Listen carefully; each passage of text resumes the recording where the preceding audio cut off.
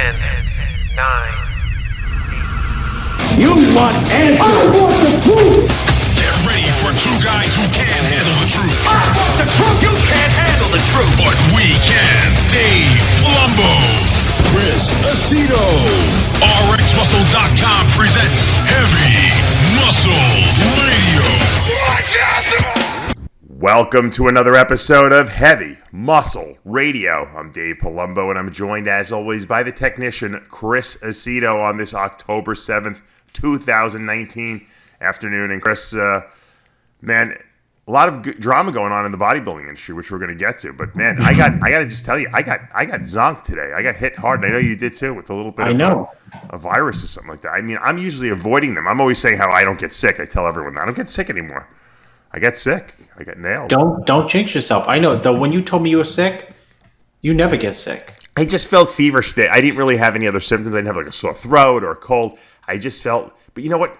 My son goes to this daycare, and these kids, they're like germs just floating in the air. And they hug my son, and they're all over him.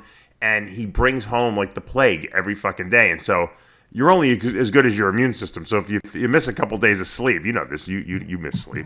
Well, I've missed it I just told my kids today, I told them, you sleep like, as people, we probably sleep, what, a third of our lives? Yeah. I do that. So if I'm 53 divided by 3, I'm really technically 53 minus 17. I've only been like aware 36 years. Well, I'm Dave, and then I'm busy 80% of the time. Yeah, so that's what I was 36 times 0.8 is, I've only got like 18 years that I've been alive. No, the thing is, I found that I can be way more productive if I sleep less. So I've been just, instead of sleeping 8 hours a night like I used to sleep before I had kids, now I sleep 4 hours a night, 5 hours a night, and so I have way more time to get everything done. But when these kids are bringing home, the bubonic plague, from school every day, you need an immune system to fight it off. So yeah, I got hit, so I was just sleeping, and I took a nap, and now I'm good to go. So I'm not going to complain. But it is tough when you have kids, and I'm learning the hard way. And I'm sure it's going to get worse once all my kids are in school. They'll be like bringing home like left and right. I mean, and you know what the funny thing is? I don't send my kids to school if they're sick. But other parents, they got to work. They don't care. They send them to school. Yeah, of course. So that's what happens. I mean, that's why daycare centers are filled. I mean, people have to go to work, and they have to drop off their kids, and daycare centers are filled with colds, viruses, flu.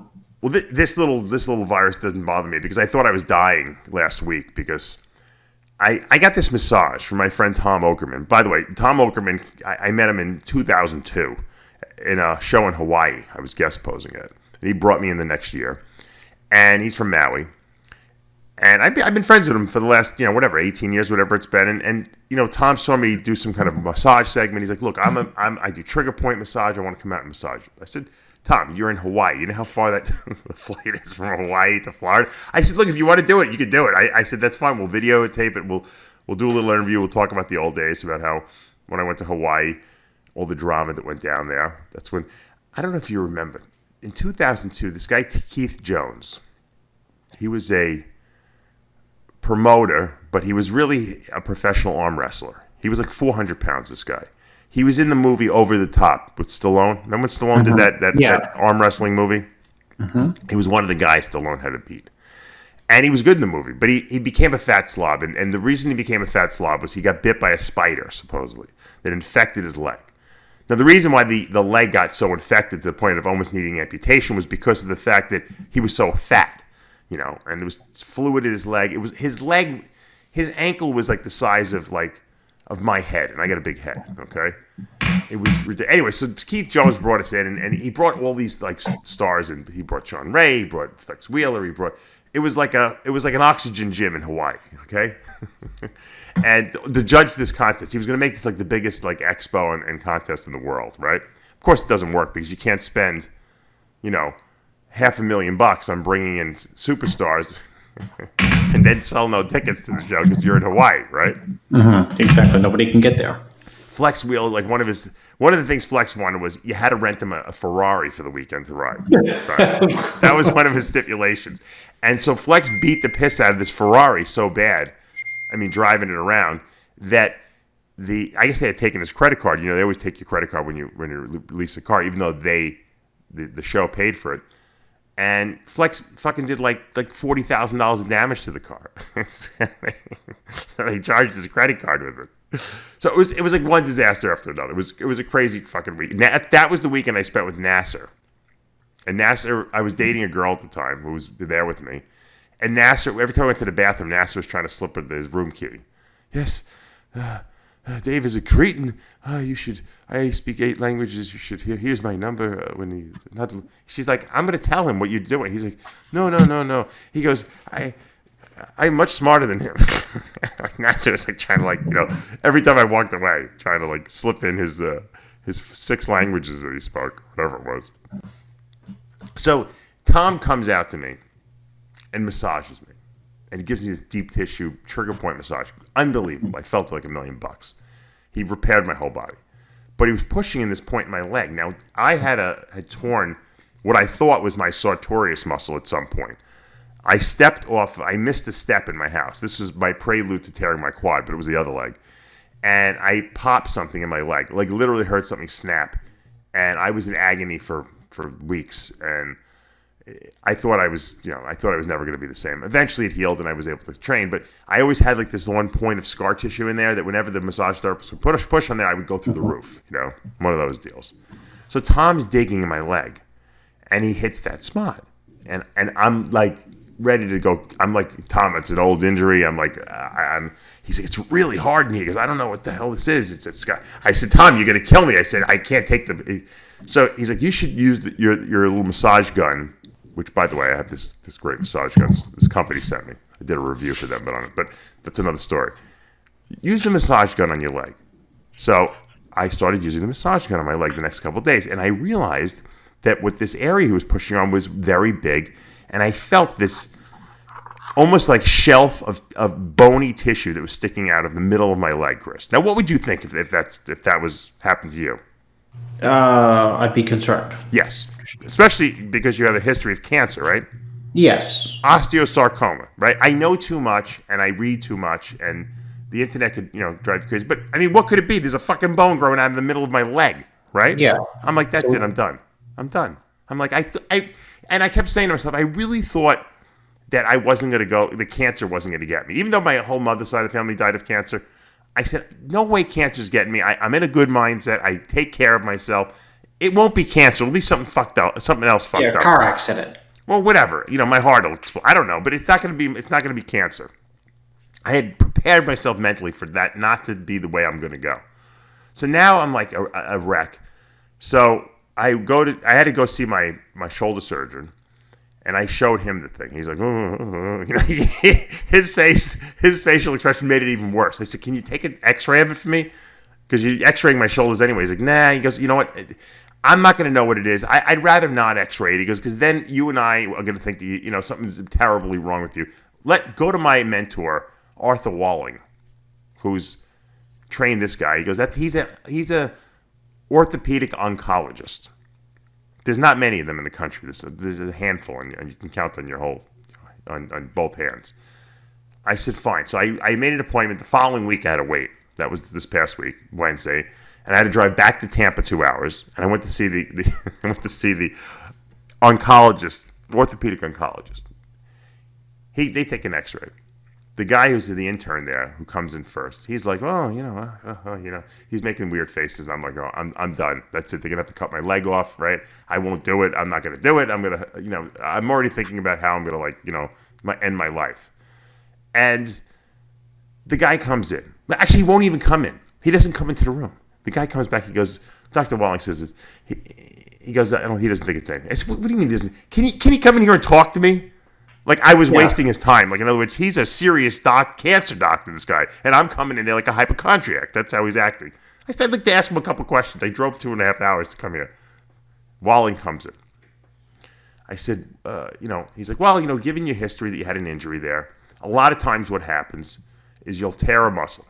It'll pull off the bone, like an adductor muscle, because the adductors are all like attached to your femur bone. And if you pull a little piece off, that's the snap you hear. Okay, the bone comes off with the muscle.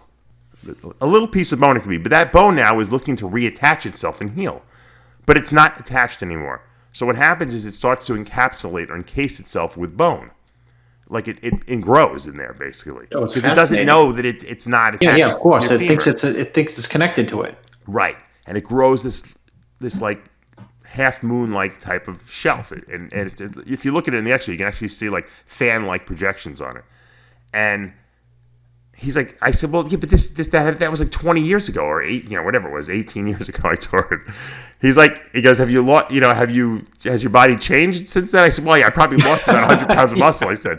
He's like, well, probably as the muscle's been atrophying in your leg, it's becoming more exposed. It probably was in there the whole time. You just didn't see it, Yeah, the tide has gone out, so to speak, and now you can see it. Yeah, you've aged, it lost muscle. So, of course, my wife Amanda thinks I'm a hypochondriac the whole time, but I'm like, what would you do if you had a piece of bone growing out of the middle of your leg, that you never noticed before? Well, you'd go into initial panic. Yeah. So he thinks it's I made him do a CAT scan too, a CT scan. Nothing like going to the doctor and get when you think of something bad could happen and he gives you like a good bill of health. You just you could crash your car after that, or your roof could get torn off your house, and you'd be like, oh, no big deal. Right. So I went and made him give me. They did a CT scan of it, and of course he showed me that there's a very well-defined border around it. Now, cancer, the way it grows is that it doesn't have a well-defined border because it's sending out roots to try to spread itself. So this looks like I have a bone in the middle of my leg. That's exactly what it looks like. A well-defined, well-bordered bone, like probably. Were all those 500-pound squats worth it, Dave? Look at what you put your body through. I thought I'm like, well, maybe I'm like Wolverine, I'm like, I have like adamantine bones or something like that, So anyway, that was my scare that I made myself a nervous wreck about. But you know what? It was warranted. I really believe it was warranted. So on the way there, I gave myself like this speech in the car. I said, all right, look, no matter what happens, and you're losing your mind when you're actually talking to yourself in the car. No, I always talk to myself. Yeah. I should put myself on Instagram Live and get 10 billion hits. I'm serious. I had a serious talk with myself. Around for the day, people would just go ahead. No, I had a serious talk with myself in the car. I said, there's no way this is cancer. I said, I refuse to accept it. I said, and I went through all the reasons why. I basically tried. It was like a court case of why I had no cancer in my body. Yeah. You eat healthy. Yes. I'm not you mentally. Don't smoke. You don't drink much. Right. Yeah, not much. Well, you have kids, so you have to now. Right. But I have no heart disease. I have I have really no emotional blockages anymore. I'm pretty open about everything. That's why I do the radio show. You guys, everyone says, I can't believe those are the worst blockages to have. Yeah, you and Chris have been doing this radio show for 10 years. No doubt. Right. People ask me, how do you guys do this 10 years you've been doing this radio show? I said, this is Chris's my therapy session. I said, this is how we get through the day after this radio show. Well, that's the epiphany of today. When you just said emotional blockages, it's a great little snip sound bite, because I was thinking the other day when I was talking to myself when I was driving that everyone I know is an emotional wreck. Yeah, it's true. I mean, because people tell me a lot of stuff, and for whatever reason, and I think, God, I didn't know he was like an emotional wreck. I just found out someone else who I thought got it all together. Emotional wreck. A lot of bodybuilders are. No, this wasn't a body. Bodybuilders and non-bodybuilders. I sat down with this guy, and it was just someone a strong acquaintance, and I'm thinking, is he telling me all this? God, he's a wreck. Yeah, I know. I have people like that also. All my clients like that. But I was like, this is it. I'm like, I can't believe it. But yes, I do the radio show because I can vent on the radio show about everything I can't stand. So I think I'm a very healthy emotionally, So I'm like, I don't understand why this would be happening to me. I said, it doesn't make sense. So I convinced myself that no matter what the diagnosis was, there's no way I can have cancer. So I felt vindicated when I went to the doctor. What's happening? A complete different topic. Yeah. But we'll come back to this. What is happening with that big time interview, the people who reached out to you? A lot of controversy around it. Now I'm talking to you like nobody's listening. You talking about the Kai Greene interview we did? No, not that one. The one from the guy who wanted to interview you, but somebody said, "Oh, you can't interview." Oh no, that's coming. That's next next week's show. Let's save that for next week. Okay. Yeah, we'll save that for next week. That's another. Yeah, I have a lot of good stuff coming out over next week. I know. Well, you have good stuff coming out all the time. I just asked you, hey, Dave. You know what's so fun, Dave? Here you are with 3 kids. Yeah. And which limits your time for folks who don't have kids, especially when they're young. And I said, I started the show before we went on live. I said, hey, Dave, I heard you said I've already done like 9 shows on it. I'm like, when? I just heard about it like 20 minutes ago. Because you're even more busy than I am. I thought I was busy. You're more busy because you got more kids. That's why I talk in the car. You got it. You got to talk it out. You don't have time to go to the psychiatrist. You have to fucking have your own session with yourself, which is the best way. So yeah. So of course, as soon as I think I have cancer, I'm immediately changing my diet. I'm eating super healthy. I'm like alkalinizing my body. I'm ready to get my ozone machine ready. So I'm going to start doing ozone infusions into my arm, with 60 cc's of ozone a day. So I'm already like preparing, for I'm going to battle. I'm like I'm not doing this. So of course, when you start eating really clean, what happens? You lose weight, right? So now I'm looking in the mirror. I'm looking at the scale. I'm like losing weight. I'm like, oh my god, I do have cancer. I look sick. I'm like, I'm totally making myself a wreck. You know what's crazy? If you went in to see the doctor and he said, Mr. Palumbo, what are you sitting down? What I need to tell you is that you have cancer and it doesn't look good. Yeah. You would have, for the last 9 months, you would have said, I knew. Remember when we went to eat, Amanda, and I had my foot cramped up? Yeah. That was a sign. Yeah, no, of course. Do you remember when I lost my memory? That was a sign. Do you remember when I lost my temper? That was a sign. I was doing that without the doctor even saying that to me. I was already going through everything that was wrong with me, and I was trying to equate it to maybe this is what I have. But I was like, either I'm in a super crazy state of denial that I have anything wrong with me, or I don't have anything wrong with me. So that was my talk I had with myself in the car. I said, I don't think I have anything wrong with me. Unless I'm completely losing my mind, in which case, then maybe it's good that I'm not going to make it anymore because I don't want to be here if I'm going to be out of my fucking mind. So it was an epiphany because I was exposed. It was something that you don't want to face, but obviously you faced that whole craziness already in your life. But I'm like, I wouldn't be so worried about leaving this planet now if it wasn't for the fact that I have 3 young kids, So that was bothering me. So obviously I was glad that nothing was wrong with me, and I'm more than happy to be called a hypochondriac rather than someone who just ignores symptoms and then becomes someone who's, so they're going to follow it. So I got every 3 months I got to go to this guy. They're going to take serial x-rays of it to see if it really is what they say it is. And he's like, look, I've seen a lot of this stuff. This looks like an old injury to me. Mm-hmm. And it, I had something in my head once. I used to bang my head a lot when I was a kid, which my son definitely takes after me. Son does too. Yeah, your son did. So it's in the blood. My son just fell off the couch today again and knocked his other side of his head.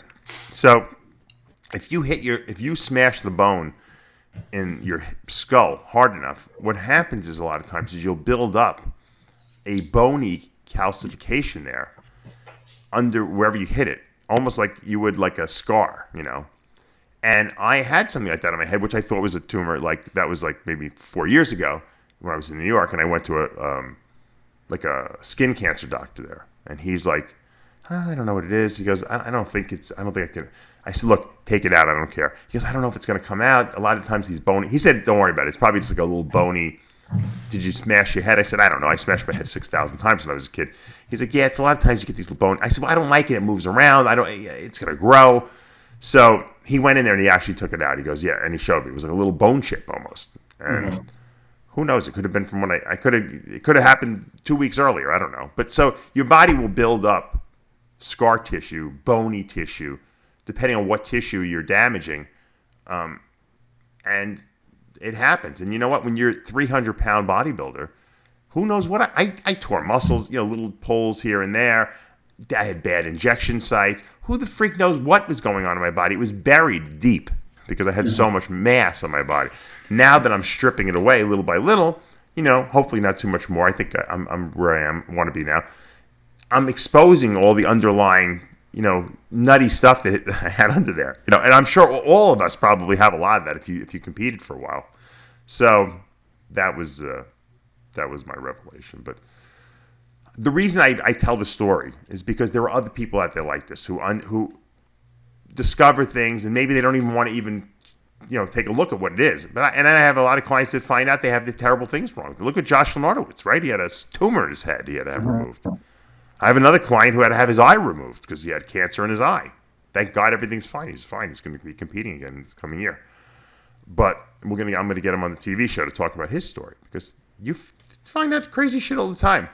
Yep. But don't be afraid to challenge it and go to the doctor. And,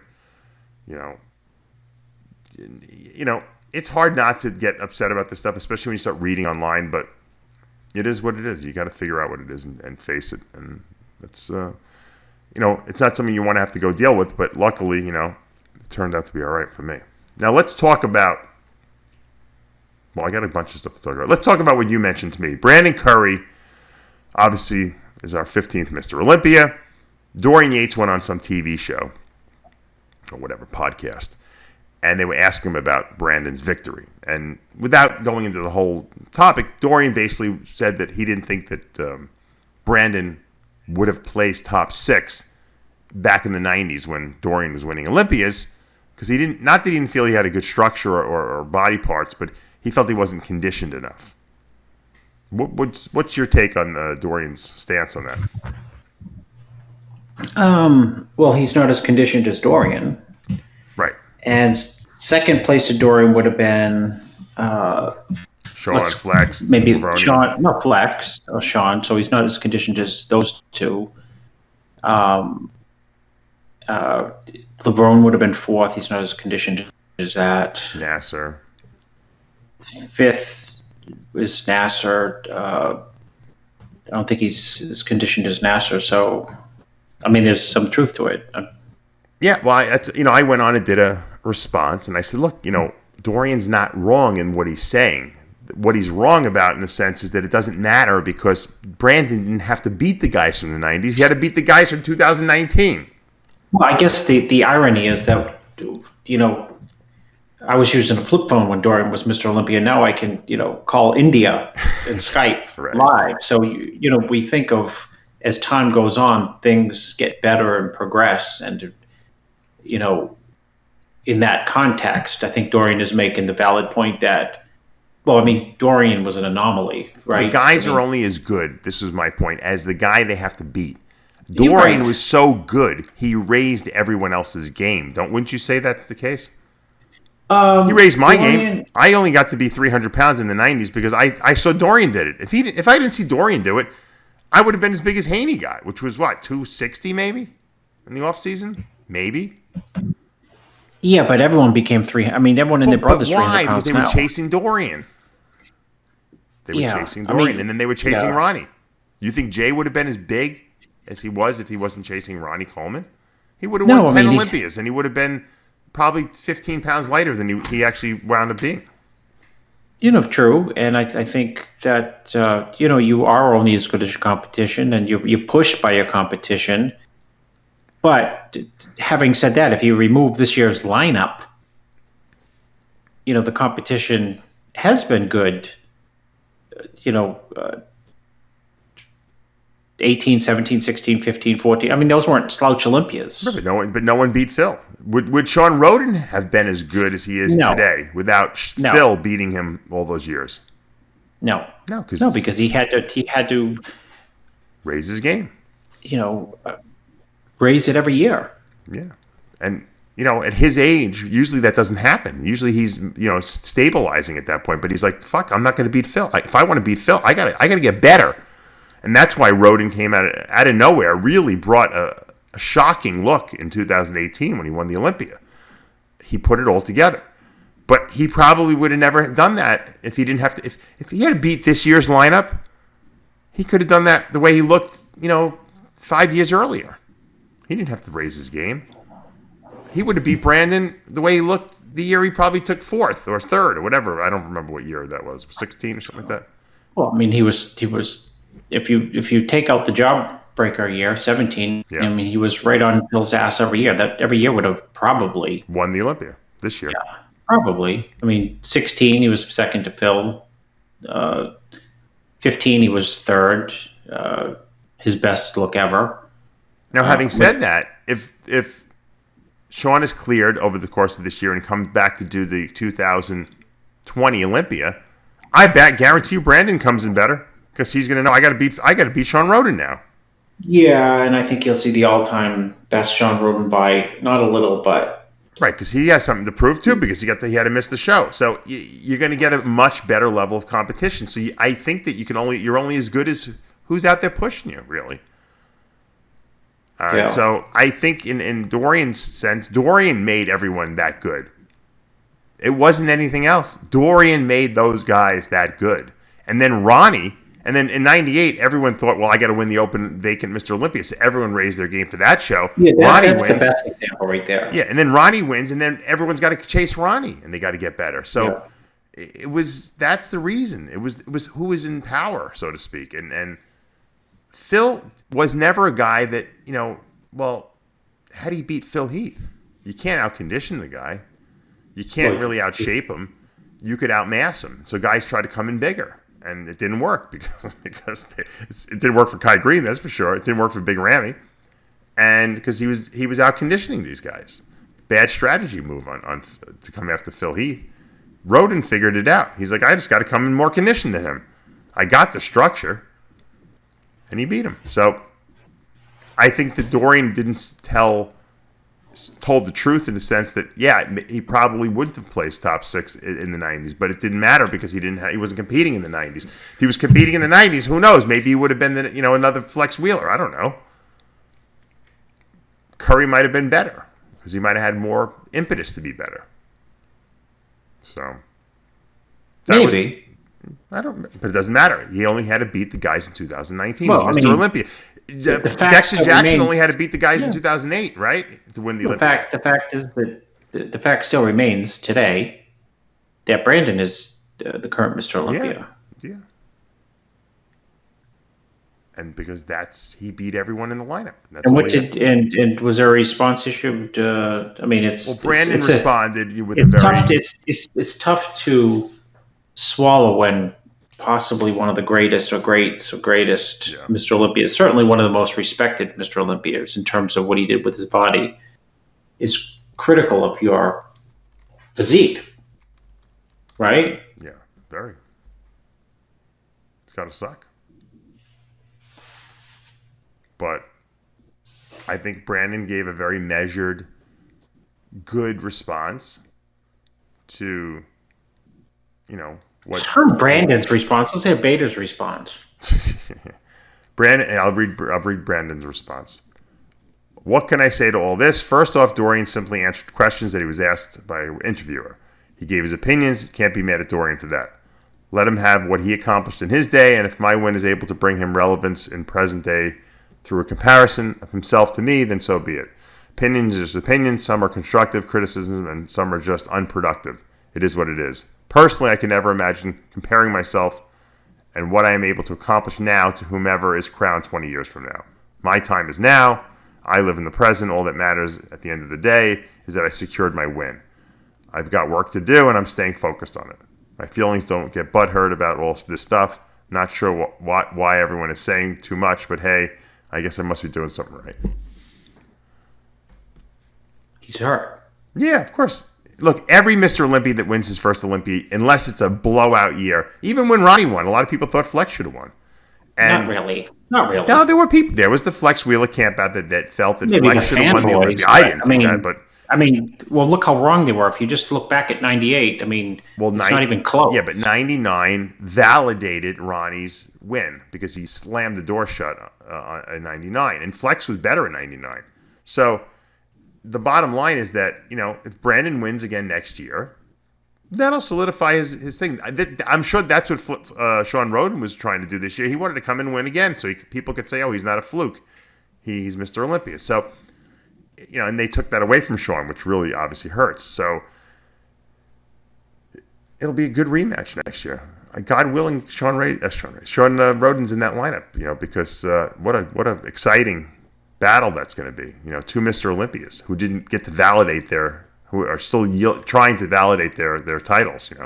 I don't think Sean needs anything to validate his. But he definitely needs it now because they took this one away from him. He wants to show people, hey, I'm still there. I'm great. No, the point is, you didn't have Mr. Olympia. You had Jay Cutler coming out and saying it was a killer win. You didn't have him come out and saying, you know what, he didn't deserve it, or he was like against me, his condition would have been lackluster. Yeah. No, it's true. It's true. So the real response everyone wanted, really, and the real, I think, thing that people had on their minds is Kai Greene. We've all been saying, what the fuck's wrong with this guy? Why didn't Kai Greene do this Olympia? Right? I mean, it doesn't make sense. The guy's walking around at 300 pounds. He's huge. So his agent, Adam, called me up on last week. Mm-hmm. Actually, probably just a week before that. And he's like, I want to get Kai on your show. I said, great. I said, I've been trying to get Kai on the show for how long now? How many years now am I trying? 5 years, 6 years, 10 years. He's like, Kai's going to be at Comic-Con in the Javits Center in the city. He's having a booth for his comic book. He's like, I said, well, let's get him on the show. He's like, well, you can come. I said, look, I don't live in New York anymore, Adam. I said, but I'll send Sid there if you want. I have, everyone knows Sid now. Sid will be more than happy to go down there and interview Kai, which he did. We're going to talk about that in a minute. And I said, but we can get Kai on the show before that or after that to promote, whatever you guys got coming up. But I, just to ask him some questions. Problem was Adam didn't check with Kai, but go ahead. Right. So Adam's like, fine. So I got Adam and Sid on a three-way, and we at least organized Comic-Con, which took place last week, Friday and Saturday. Kai had a booth. Sid went down to the city and interviewed Kai, and you can watch the interview on the site. And a lot of people are pissed off, and you know what? The reason they're pissed off is Kai doesn't answer questions. You know that. That's just Kai. He's been like that forever. When you told me you were going to interview him, I said, what are you going to interview him about? He's not going to answer anything, but go ahead. He answers the questions, but it's very, very long-winded answers. You need a thesaurus. You need a Kai thesaurus to be able to figure out what he's saying. He's evasive. He's evasive is what he is, but which is fine. But I'm going to tell you what I from talking to Adam, hearing Kai's response, I know a couple behind-the-scenes people I talked to too. I know what's going on here. I'm going to tell you why Kai's not doing the Olympia. Has nothing to do with him physically not thinking he can win at this point, because I think he believes he can win. And we know he physically has the tool set to win, right? Especially this year he could have won. Kai feels that as a brand, he brings more to the Olympia than anyone else. In other words, his fan following, his hype machine. If he did the Olympia or announced that he was going to do the Olympia, he would bring them more business than they would ever get without him there. I agree. And that might be true. It probably is true. He would sell the place out. So where's he going with it? I agree with him. I think he feels that, and I haven't talked to him directly, but I just know because just from talking to people, he knows he wants them to sit down with him, AMI, which they did, and he wants them to give him a compensation package, I think. He wants money. He wants money, guaranteed money. Hey, look, I'm going to promote this fucking show. We're going to sell this arena out. You better do something for me. Well, I don't know whether it means giving him booths or whatever. I don't know what he wants. I don't know. I don't talk to him on a regular basis. But he wants some kind of compensation. I don't think there is anything wrong with that. No, neither do I. They pay athletes all the time to do it. I mean, they hired The Rock to come in there, right, and do. I'm sure he had to pay something for that. Or if you hire a comedian, they used to hire Tom Arnold to do like the it's emceeing job. Bodybuilding is not boxing. It's not this. It's not that. But in a lot of sports, you get a guarantee. Right. And you know what? Kai is the only person who can make that demand legitimately. And he's the only one with 1 billion followers. I mean, who could directly increase the revenue draw by a significant amount. And just the shit that he would say could say, or that maybe you couldn't understand that he was trying to say, running up to the show, the hype. Could you imagine if he said, even if it was just acting, something negative about Sean or Brandon? It'd be like news for like a month because he doesn't say stuff like that. But just if he was playing like wrestling. Right. But yeah, I agree with Dorian. Well, Dorian's right. And I mean, I'd be excited to see him up there. Of course. It would breathe a different life into the Olympia. The Olympia will always be the Olympia, and I understand the AMI. It's like the United States policy. We don't negotiate with terrorists. That's what they're talking about. They don't want to be dictated by anyone telling them, "Hey, this is how we're going to do it." Otherwise, we're not. Well, coming. they're missing out. They're missing out. Well, look, frankly, with Dan with Dan in the driver's Dan is seat missing over it. there. Dan's got to be able to iron out this deal. Kai wants to do the show. I really believe he does now. I just think that he's not getting the respect he feels, given what he's going to bring to this show. And we've never seen. You got to remember, there's never been an Olympia where one of the personalities who are going to do the Olympia is I don't want to say bigger than the Olympia because he's not, but has such a social media presence. He's almost like his own magazine, if you think about it. If you want to compare it to the 90s, he's Flex Magazine. What does Flex Magazine bring to the Olympia to promote it? Dave, let me make you a guarantee. Guarantee. Okay. If Kai did the Olympia and he worked to promote it and hype it and this and that, they would have they could sell tickets to the press conference. You're right. And they would make back their money twofold by the time that press conference is over. You're right. Because 1 million people would go because they want to hear what Kai have to say. Right. And Kai could get into it for real or for not real or whoever, with any other competitor up there.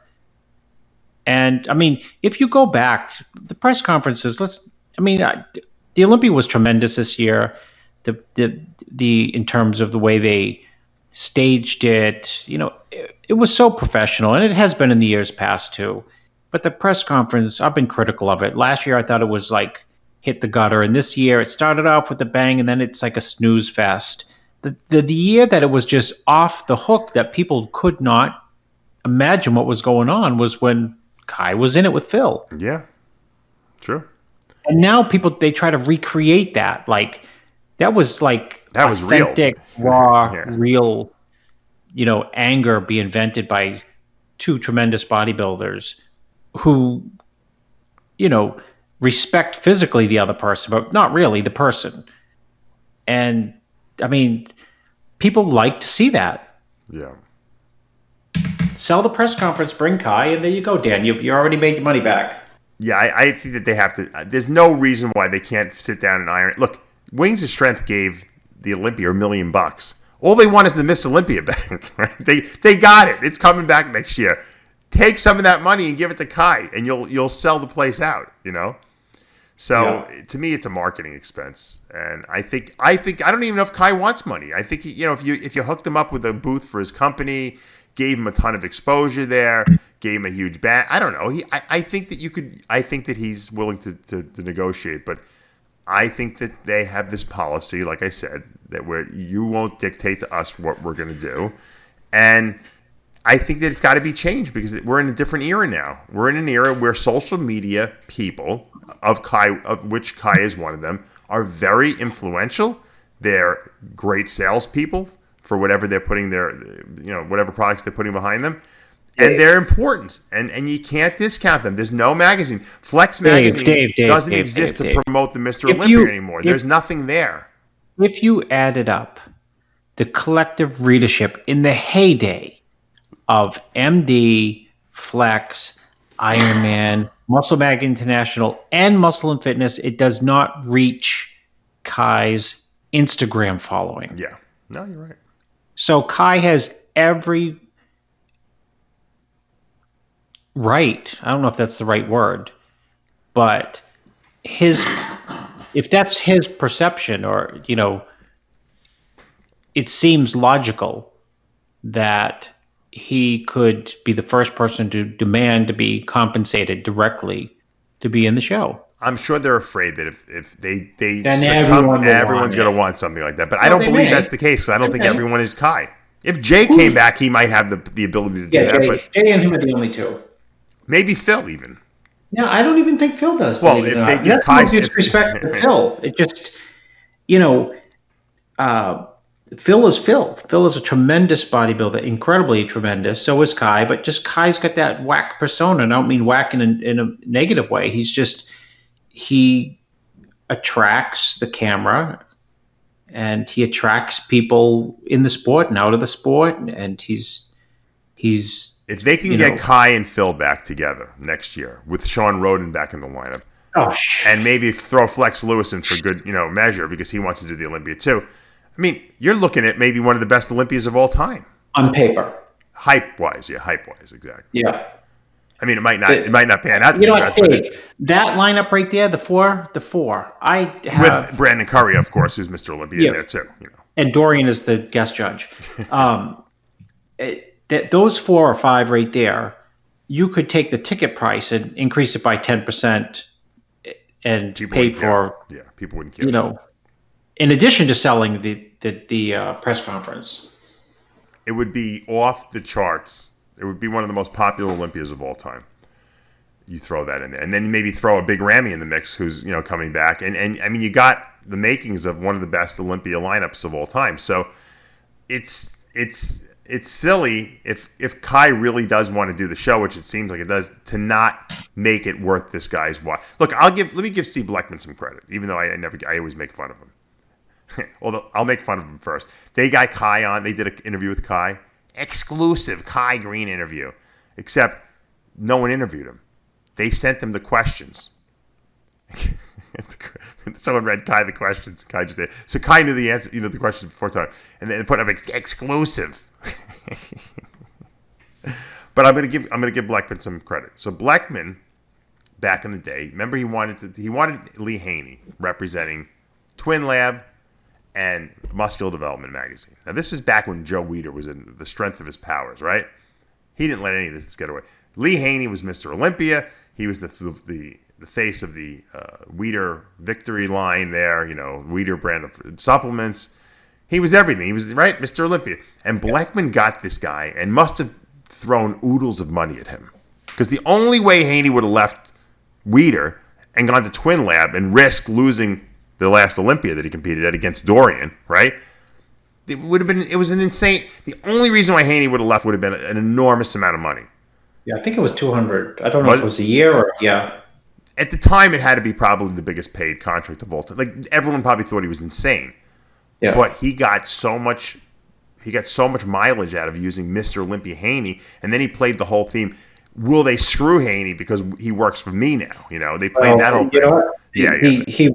He was smart because had he not said, "Well, they screw him," they would have screwed him. Yeah, right. So Blackman because he used to tell me this whole thing. Lee Haney, I did it with Lee Haney. He loved to talk about the whole thing. Yeah, but it was brilliant. He wanted to tell you what he ordered for dinner, right? Yeah, but it was a brilliant move on his part because he got the benefits of having Lee Haney. He paid him a ton of money, but he made the money back. And Lee Haney still won the Olympia because they couldn't let him not win the Olympia because he was at his best. And he got that's exactly what's going on with Kai. Kai wants a lot of money, in some kind of compensation, whether it be money or whatever, sponsor. I don't know what he wants. Give him the fucking money. Who cares? You're going to make it back, like you said. Get a business guy in there who can sit and crunch the numbers. They can make the money. Just crunch them in 2 seconds. Yeah. 10% on the ticket price and sell out the.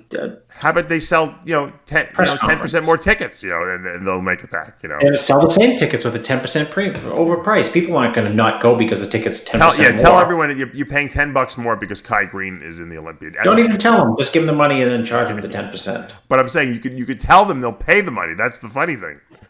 I'll pay $10 more a ticket, if I know Kai Greene's in the show. Yeah. So that's what I got out of Kai's interview. And I've talked to him, and I finally piecemealed the whole thing together. That's what's going on. It's not that because Kai didn't get along with the last promoter of the show, and that's fine. I understand that. I had some run-ins too, but that's not the reason he's not doing it. The reason he's not doing it is because he feels that he brings a lot to this Olympia, and that he can help sell it and promote it. And just by the fact of him being in it, he's gonna bring that, whether he tries or not. So if you are listening, Dan, out there, find a way to get Kai Greene in that Olympia for 2020. I'm telling you, it'll be worth whatever it costs to get him in there. So I want to just, Sid did a great job. We went into the city. Of course, everything with Kai takes 10 times longer than it should. He couldn't even get into they're supposed to come and get him and bring him into the Javits Center, and he had to wait like an hour outside because, who knows where Kai was, or whatever was going on.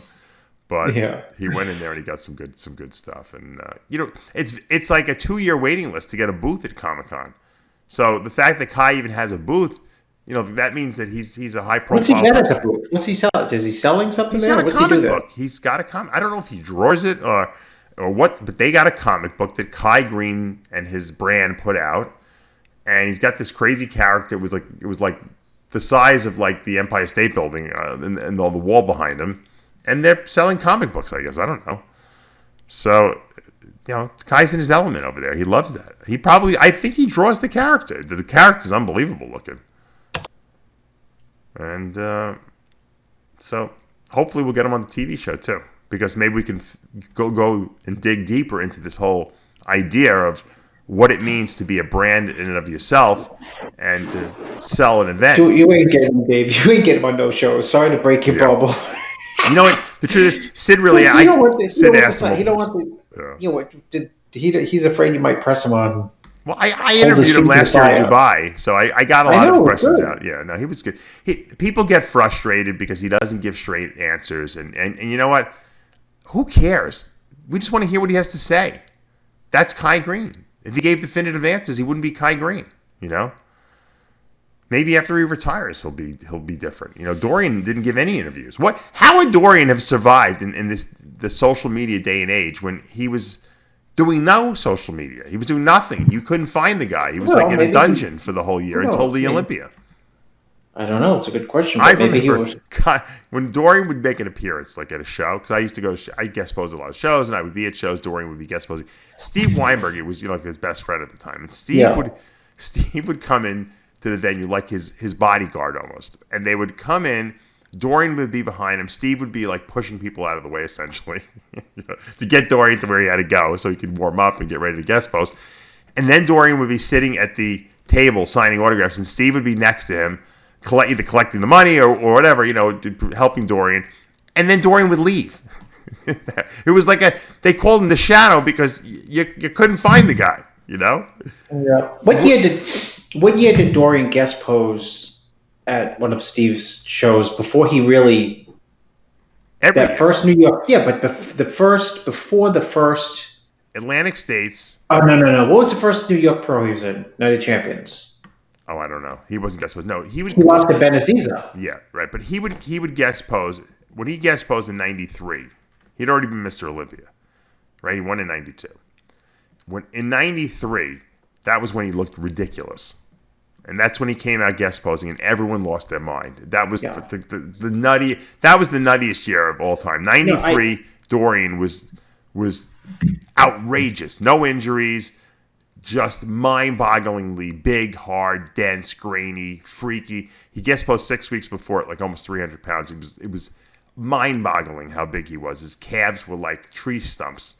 I didn't think it was possible for a human being to be that big and still have conditioning. Dave, I was trying to backtrack to find out in my mind what year he did the Night of Champions, because he is the only phone call I ever received from Bob Gruskin. What did he say? To Bob specifically, it was the only phone call Bob ever called me to tell me that he saw a bodybuilder who he couldn't believe the way he looked. Really? Wow. It was he saw him in Bev's gym, and it was before where he got second to Benaziza, and he just was saying, this guy's gonna win the Olympia for years. Really? That had to be 90, I guess, right? Because he won 90, 91. Well, 91. Didn't he come back and win the Night of Champions the year after that? And he wanted to talk about his he wanted to talk about his everything. I said, "What's up? His calves?" I'm saying, "How big are his calves? What do you mean calves? Who cares about calves?" His calves were the craziest I've ever seen. They were so big that they didn't look like they were real. They were so big. Well, Jose last weekend made a comment about his calves, Flex calves, and Ant Bale's calves. Flex Lewis, I'll tell you something. He's got some insane calves too. He was in a airport with us, and he was walking ahead of us. We would just sit and bullshit with him. I forget what country it was, and I'm watching him like, Flex, your calves are retarded. I said, they really are. They're like, they almost couldn't fit into I forget what he was wearing. If he had some boots on or something like that, it was like they were like insane looking how big they were. but Dorian's were way bigger, and they were, and it actually it almost made his legs look too small because his calves were so big. They were as big as his quads. They had his leg. You know what? His legs suck in photos. Yeah, they looked. The separation was so deep in person, right? In person, yeah. So he might have the best sartorius muscle of all time, right? Of all time, yeah. And his quads had deep separation that in photos look horrible. Yeah, because he's white. That's why white guys don't look good in pictures. Yeah, but even with the tan, I mean, you can't. It's hard to find pictures of where Dorian had a good like leg separation, but in real life, they were crazy. They were crazy. When he would hit that, he would put his leg out to the side, and he would like throw his arm down, and he would hit that one arm bicep shot. You know, that was like a signature pose, and show the sartorius off. You know, that the separation of his legs. I don't even know why any of the other guys hit the shot. Like Nasser would try to do the shot, and a couple of the other guys. I'm like, I'm like, Sean would do it. They'd all do it. Why would you? After Dorian hits that shot, I would never even try the shot. You know, I would never even put my leg out there because no one's leg looked as good as that. It's like you almost have to stay away from that pose because only he can hit that pose. He owned that pose. Well, it was like, he was crazy. He was crazy. So here we are talking about him and not Brandon. Right. But the bottom line was that Dorian raised the bar so high back in the 90s that these other guys raised their game, and that's why the level of competition was so good. Let's take Dorian out of the equation for a second. What if Dorian doesn't win the Olympia? Who wins the 92 Olympia? You mean the 92? What Wheeler was at? He was phenomenal that year. Right. So Flex becomes Mr. Olympia at, 230 pounds maybe? Yeah, he would have demanded like from the Hawaiian guy or Ferrari or something. He becomes Mr. Olympia now, and it's him and Levrone and Sean Ray that battle it out. Yeah, everyone would have wanted Nasser to look like never becomes the force that he becomes because he doesn't think that he can do because Milos doesn't give him like 600 units of insulin and bulk him up 40 pounds in that 1 month because no one thinks it's possible. And you got Wheeler, Sean Ray, and Levrone battling it with Cormier in there, battling it out the rest of the 90s, and they're never going to get huge. They'll be in the 240s, 250s, the Haney range. And that's it, right? You don't see the super freaks anymore. I don't think Flex's physique. I mean, I don't know if it necessarily got better. I guess it did get better. He was better early on. I mean, like everyone was better younger, right? Everyone. I don't know if it was a young thing or if it was just. I think they got so big that they lost all the well, you can ask Flex. He'll tell you if he doesn't fight you. Yeah. That he chased size like everyone else because that was. That's the name of that's a big part of the name of the game is, even with, I don't know if you can blame Dorian for it, but just size, people chase size and their physiques, usually don't look better, bigger.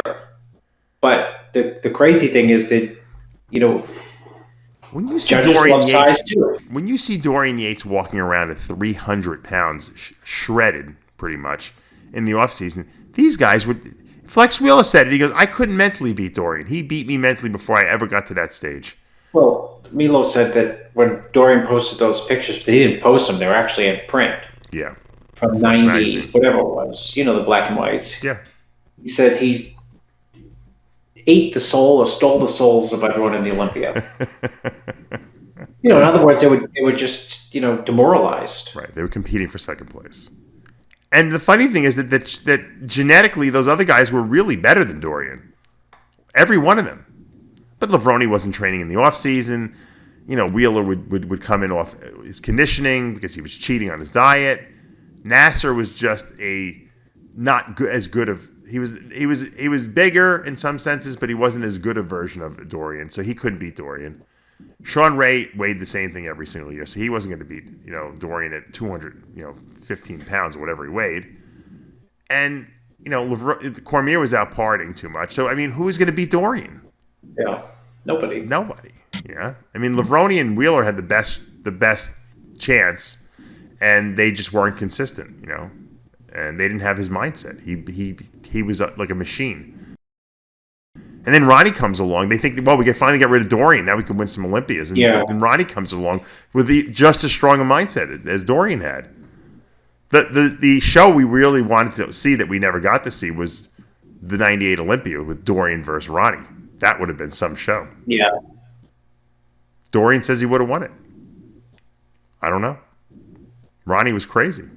But we never saw him stand next to Dorian, so who knows? Yeah, you got to see people side by side. Maybe Dorian would have snuck one more off, before Ronnie became invincible, but it would have been something to, that we never got a chance to do. And I think a lot of people were glad almost because it didn't ruin Dorian's legacy, but Dorian had a lot of injuries at the end of his career.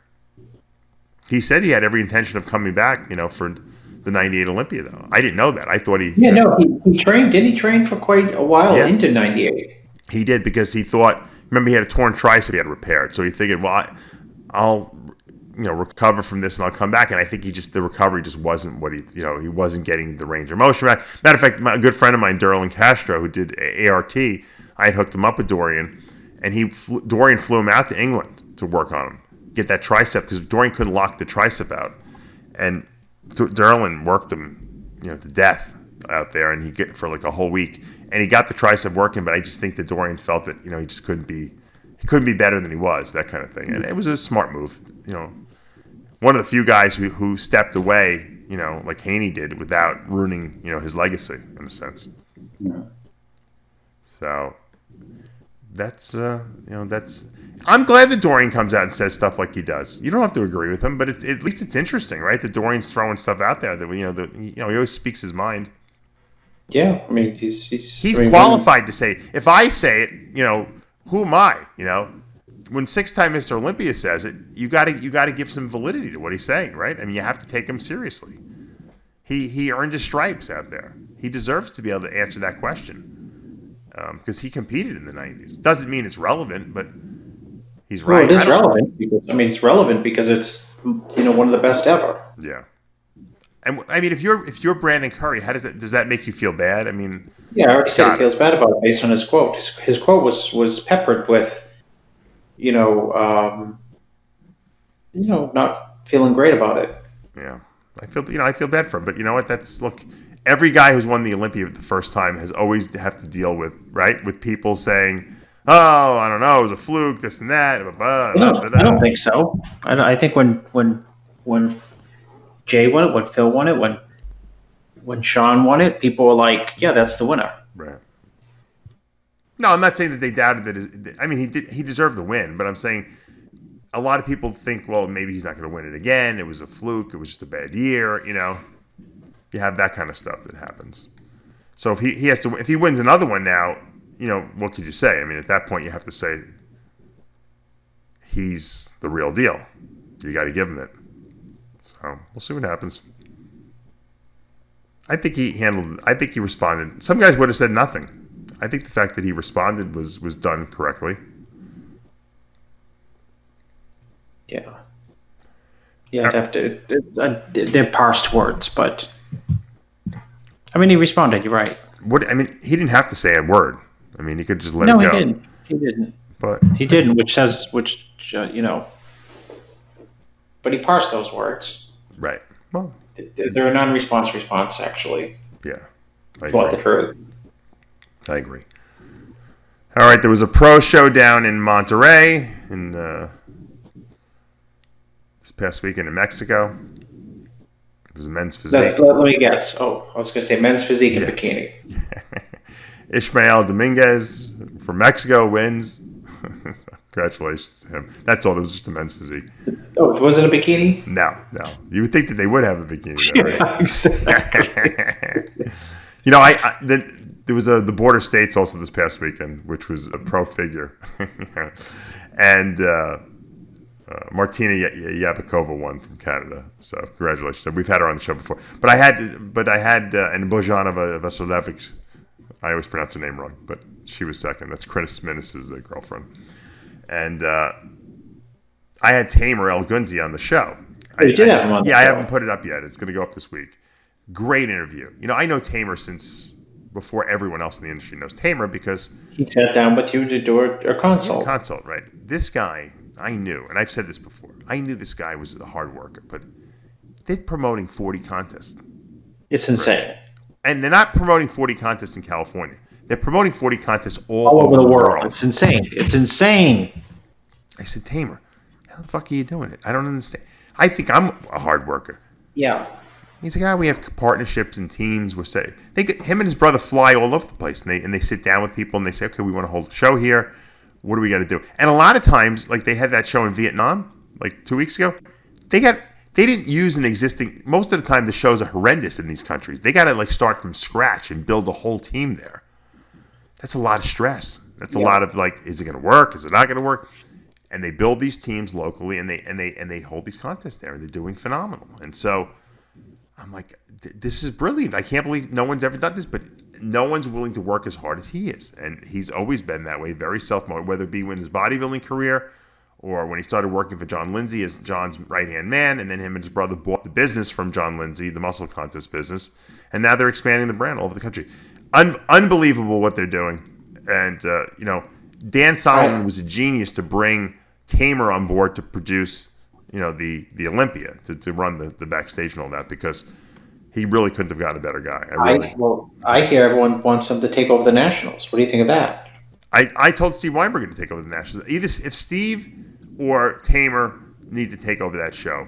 That's the last refuge, the last scoundrel, as I should say, of the industry is still over there at the Nationals. And and once we get rid of him, I think all will be good in the bodybuilding world because they will have cleaned house completely. But yeah, I would put Tamer in there in 3 seconds. 3 seconds, he would be the greatest at that show. They're doing the Masters USA at the end of the year. They added a show because Gary has the Masters Nationals right in July, and then they got the Masters North American, and it's been very Gary. It's Gary Udit, right? So Tamer said, "Hey, let me do a Masters USA. We already run the USA. Let's do a Masters USA at the end of the year. Give pro cards out, and eventually add a pro division. Because the Masters guys have nowhere to go." I told Tamer, I said, "Look, you'll watch the interview and you'll see." I said, "Forget the Masters USA pro show. You should be doing the Masters Olympia at that show, right? You do the Masters USA NPC to call Samir. Call him on speed dial right now." I said that's right to him. I said Samir will be in the show, guaranteed. Do the Masters Olympia, bring it back. First of all, they'd have the Olympia lineup in there. Everyone's over 40, right? Yeah. Dexter's there, Roden's there, Phil's there. I mean, if you put up enough prize money, it'll be like another Olympia you get to watch. Vince Taylor's still young enough to do it. I mean, his body, Vince Taylor can do it. Yeah, but you have over 40, over 50, over 60, over 70 division. And you could bring back, what's his name from the grave to do the 70 and over, Ed Corney. But who's over 70? Do we have any good over 70? Robbie Robinson, bring him back. He's over 70. He could do it. What a lineup that would be. I used to love going to that show. Which one? The Masters Olympia? Yeah. It was good. Dexter, if they brought back the Masters Olympia, crossover, then they try to charge him an entry fee on the crossover, and he'd go nuts. Dexter would never stop competing. He'd be competing till he's at 90. Why would he stop, dude? He's going to be top 5 next year at the lowest. Yeah. No, but I'm just saying, if they bring back the Masters Olympia again, he's got something to compete for the rest of his life there. He can win that. Yeah. So Tamer said, he's going to try. But I think he'd be the guy to do it. I mean, he produced the Olympia. Give him the Masters Olympia. They put this, the problem with the Masters Olympia, why it isn't around anymore, is because whoever owns it, which I assume is AMI now, it was the Weider family, they wanted an astronomical amount of money for the title. In other words, if you're a promoter and you want to promote that show, you got to pay them for that. Well, let Jake have it and have it in his, hometown. Yeah, right. Get Jake to buy it. Yeah, exactly. He might just write a check. That was always a great show. Maybe Lou Ferrigno will come out of retirement and do it. Do 60 and over. Yeah, I remember the selling price. Somebody told me the selling price. I forgot what they wanted for it. Wouldn't you love to? I'd love to see Arnold compete against Robbie 70 and over, right? Get Stallone on the stage too. Give him a special invite. Yeah. No, but and Ralph Moeller. They would pay Stallone to do it, and Kai would get pissed.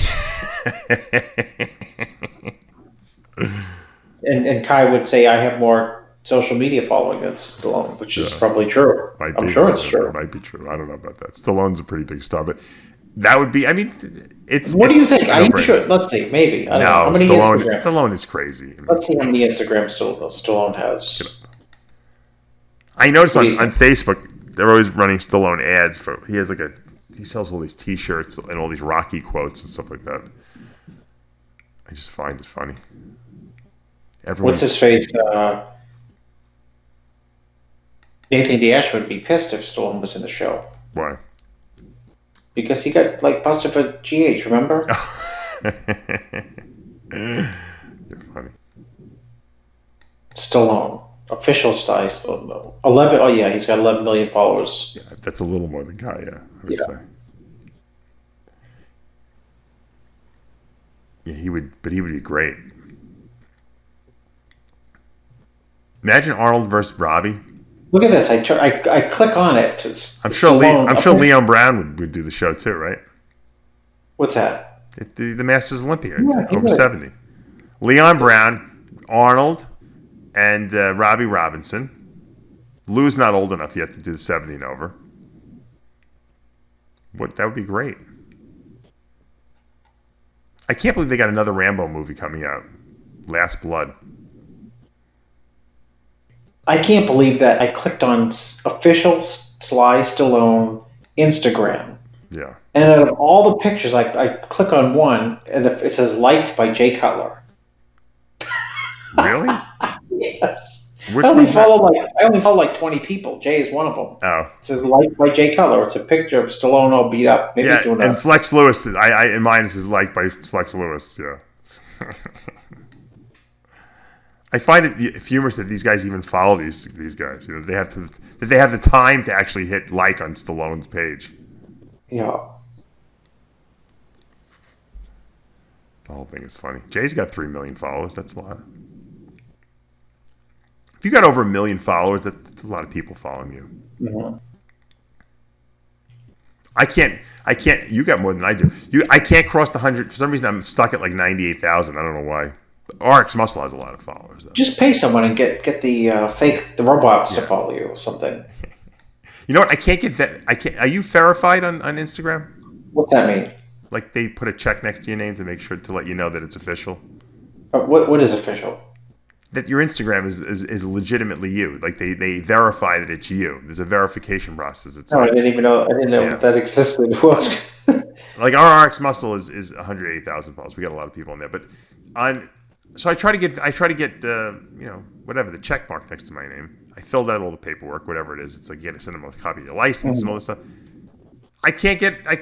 They're not doing it. No one gets back to me. You cannot get in touch with Instagram, by the way, at all. I don't know. You can't put like an 800 number into Instagram or no. There's no way to contact them. Not at all. So yeah, I applied and they don't want to get back to me. So they don't want to validate. They don't think maybe I'm the real Dave Palumbo. Oh, speaking of Instagram RX Muscle, I see Guru Talk with Milos Arcev. Yeah, not a wrinkle on Milos. No, Milos is looking good. Masters. Yeah, he looks good. It's all the insulin he's taking. That's why. No, I was going to say he's got to be all Botox stuff. He can't look that young. No, he's got the good genetics. That's why. We did a great show on Guru Talk about carbing up, and he was telling me all his insulin protocols. And Milos was pulling out. You know, he's got that journal. Oh yeah, I've seen it. It's like 6,000. It's from like when he's 12 years old. Yeah, and it's all color coded, like insulin's in red. Anytime you see red, it's insulin. It's how much insulin he's taking. Oh, it's like the red lettered Bible. You know the red lettered Bible? No. It's the red letters of what in the Bible what Jesus actually said versus whatever else. So you can just, if you want to be lazy, you can open it up and see the red letters. So with Milos's book, you can just open up and I guess you see red. You want to go right to the red, right. the important stuff. The insulin, yeah. But the funny thing is that I said Milos, I know you're always showing off this book, right? You better make a copy of it. I said because. Make it as an ebook. No, he can't. He needs to have like a scribe. Remember back in the day before they had like. Yes, if he loses it. He needs a scribe who can transcribe it exactly as it is. With the color coding and everything like that. I said you need to have some guy like chained to a desk and have him recopy the whole journal, like in exactly the same marker and everything you use to like write these journals. It's pretty funny. Milos was using long-acting insulin. I didn't even know this before anyone thought to use long-acting. He was using Humulin N, which is like which is a sucky long-acting, but he was using that back in the day with the short-actings, to make sure he got enough insulin. Cover all his bases. Yeah, exactly. But yeah, it was a very well. People loved when I get Milos on, and I know they love it. They love it. He's, you know what it is, because, and I told him this too. I said, Milos, even if I don't agree with something of what you're saying, I find it a learning experience because we're talking about the science of how the body is working, and to me, and I know the people who watch, that's valuable because it's like you want to get Milos for his birthday. What? Get him like an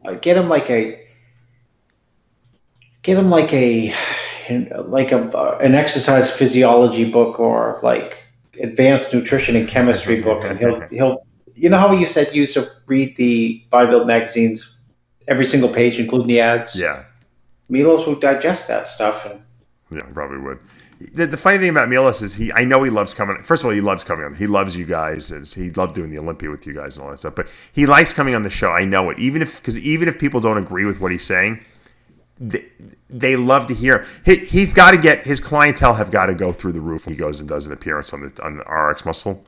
I guarantee he gets like 10 or 12, 20, probably 20, 30 signups after. Because no matter how insane what he's saying is, there's always people out there who say, yeah, I got to do that. Right?